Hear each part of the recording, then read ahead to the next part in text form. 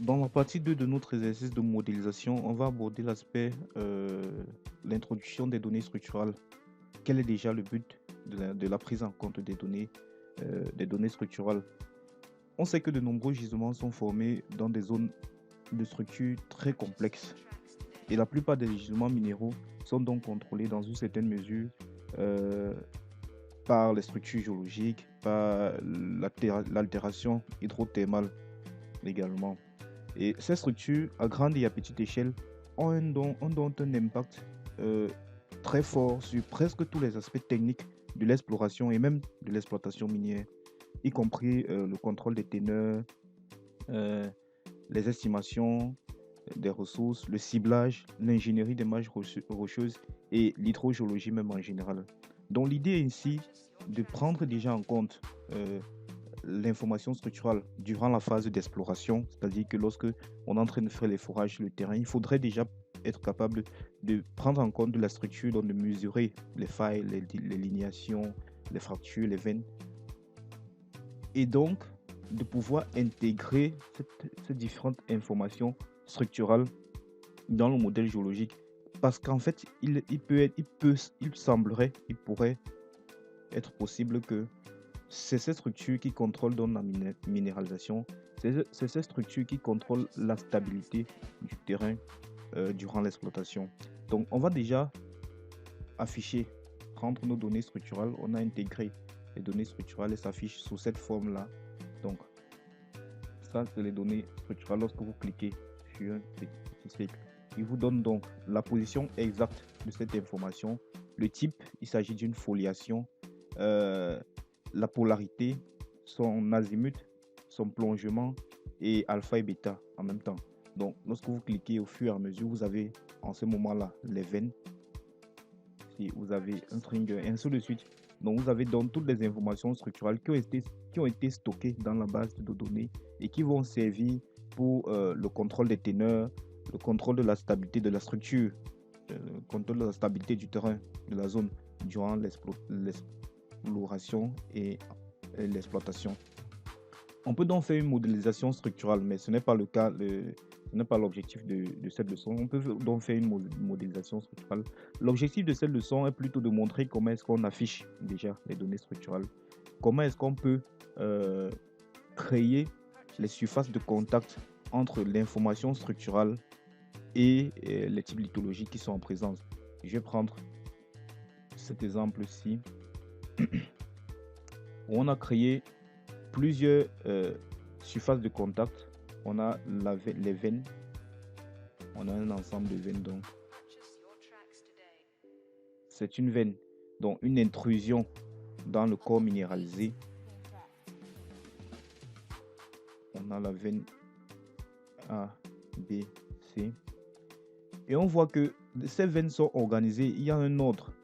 Donc, c'est dit que durant l'interprétation, durant votre interprétation, vous avez organisé de telle sorte que la veine la plus ancienne soit la veine A. En tout cas, nous avons fait ça. On s'est dit que la veine la plus ancienne, c'est la veine B, AA, et la plus récente, la veine D. Et on se rend effectivement compte que la veine A est la plus ancienne et elle est donc recoupée. On va cliquer dessus pour voir. Voilà. On a la veine A qui est donc la plus ancienne des veines. La voici, la veine A. Ensuite, on a la veine B, on a la veine C et ensuite la veine D. Donc la veine D est la dernière veine qui vient recouper tout le reste. Elle vient carrément recouper tout le reste. On a la veine B qui recoupe la veine A, mais ne touche pas la veine C. Et on a la veine A qui est la veine la plus ancienne. Donc ça, c'est notre interprétation à nous. Nous avons décidé d'interpréter de cette façon-là, sur la base de la connaissance de la géologie de la zone, sur la base de l'information géologique que l'on a. On a décidé d'interpréter et de mettre et de configurer de telle sorte que la veine A soit la plus ancienne donc, et la veine D soit la plus récente. Et à l'intérieur des deux, en tout cas, la chronologie est organisée de telle sorte qu'on ait A, B, C, D par ordre du plus ancien au plus récent. Donc voilà notre interprétation de la géologie. Voilà comment est-ce qu'on a introduit donc l'information structurale concernant les veines. On a créé donc un réseau de veines et qu'on va ajouter, lorsqu'on ajoute notre modèle géologique,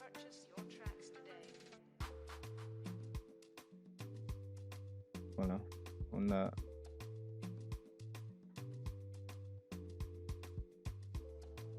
bien. On ajoute notre modèle géologique. Voilà ce à quoi cela ressemble. On a notre modèle géologique. On va cliquer là.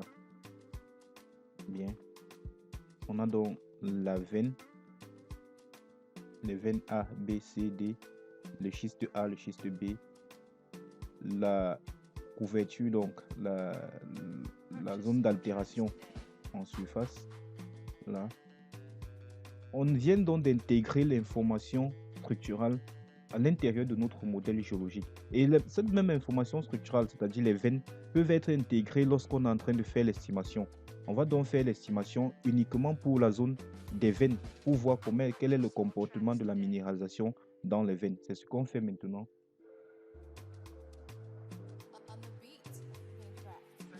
On va créer une estimation. Et je vais prendre la veine A. Je veux que mon estimation se restreigne au niveau de la veine A. Et je vais prendre la teneur, le fer.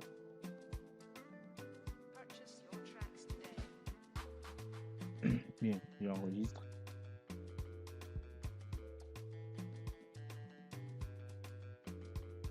Et là, je vais dérouler, faire le calcul. Voilà, ce n'est pas terminé. Et je vais calculer le variogramme.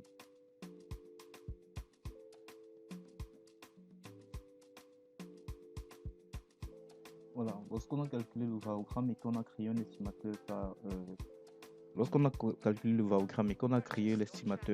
criage ordinaire, on a donc un bloc modèle qui correspond au modèle de bloc de la veine A qu'on peut afficher et on verra quelle est l'interprétation. Voilà. On voit bien que la teneur n'est pas contrôlée par la veine, par la veine A de toutes les façons. La teneur n'est pas contrôlée par la veine A parce que là, on a des teneurs en fer qui sont assez faibles, 0 à 20%. C'est très faible même d'ailleurs. Donc, voilà le modèle de bloc correspondant donc à la veine A. On peut faire de même pour la veine B, C, D, ainsi de suite. Et en faisant cela, on verra en quelque sorte si les teneurs sont contrôlées donc par les structures, donc en l'occurrence les veines, les liminations, les failles, et ainsi de suite. Donc voilà comment est-ce qu'on peut intégrer déjà l'information structurale d'une certaine façon. On peut aller plus loin en orientant le calcul. Par exemple, lorsqu'on veut faire l'estimation par une méthode géostatique, bien évidemment, on peut orienter le calcul géostatique pour qu'il suive effectivement les failles, en fait les structures, dont lignation, foliation, veine et ainsi de suite, en créant une variable orientation qui va donc orienter l'estimation en tout cas. Donc on crée une variable orientation là, on va ajouter les veines, on va ajouter par exemple la veine B, la veine C, en tout cas toutes les veines. Ok, et on a le modèle de variogramme qu'on a intégré tout à l'heure. On a la visualisation, le modèle, on va choisir, bon, on va prendre le bloc modèle, premier bloc modèle. Et qu'est-ce qu'il va faire? Il va faire en sorte d'orienter la recherche des points à utiliser pour l'estimation. Généralement, lorsqu'on veut utiliser une méthode d'estimation géostatistique en l'occurrence. Donc, il va faire que la recherche des points soit orientée suivant les structures qui ont été définies. Dans notre cas, il s'agit des veines. La recherche des points à utiliser pour faire le calcul, pour faire l'estimation, vont être orientées suivant la direction des veines, suivant les veines. Et ça fera en sorte qu'on ait une meilleure estimation que lorsqu'on utilise simplement un ellipsoïde de recherche comme ça de façon globale pour la recherche des points à estimer. Donc voilà encore une autre façon, une autre information capitale, une autre façon intuitive et utile d'intégrer l'information structurelle, d'intégrer les données structurelles dans l'estimation des ressources. Donc, on va faire un clic sur OK. Et ensuite, le calcul sera fait. On verra le résultat dans notre fenêtre graphique. Donc, je résume. Le but de cette vidéo était déjà de montrer comment on affiche les données structurelles, comment on peut les utiliser pour améliorer l'estimation, comment on peut les utiliser pour essayer de visualiser le contrôle des teneurs par les structures. Dans notre prochaine vidéo, on verra comment faire la modélisation structurelle, c'est-à-dire créer un stéréonet, faire une interpolation des données structurales.